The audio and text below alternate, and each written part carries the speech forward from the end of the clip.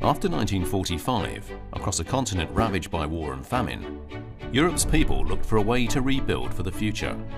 Displaced persons returned home or made new homes, as Europeans have for many centuries.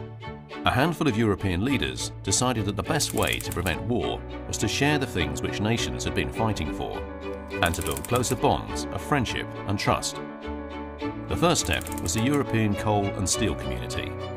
A few years later, the signature of the Treaty of Rome led to the creation of the European Economic Community and laid the foundations for today's European Union. The Treaty of Rome paved the way for a number of common policies.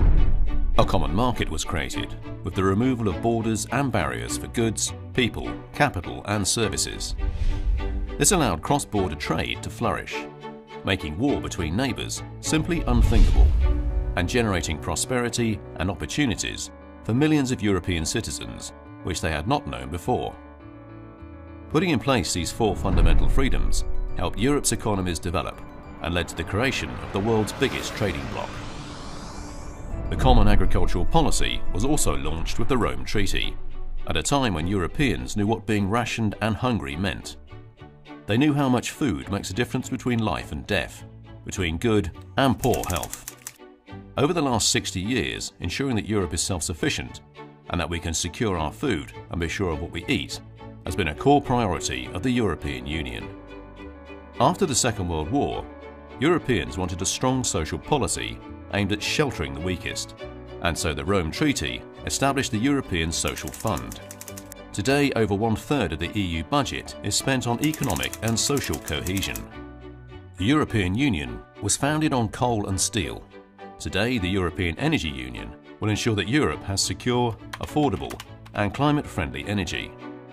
Wiser use of our resources and greater energy efficiency are key to fighting climate change and also to generating new jobs, growth and investment in Europe.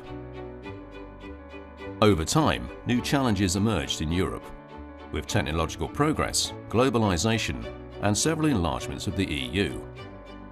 This called for an extension of the fundamental freedoms into new domains. In May 2015, the Commission launched a strategy for creating a digital single market, providing people and companies with better personal protections online and creating the right conditions to maximize the potential of the digital economy. In 2016, the President of the European Commission, Jean-Claude Juncker, called for a European pillar of social rights in the euro area to address crucial social challenges, including poverty and income inequality.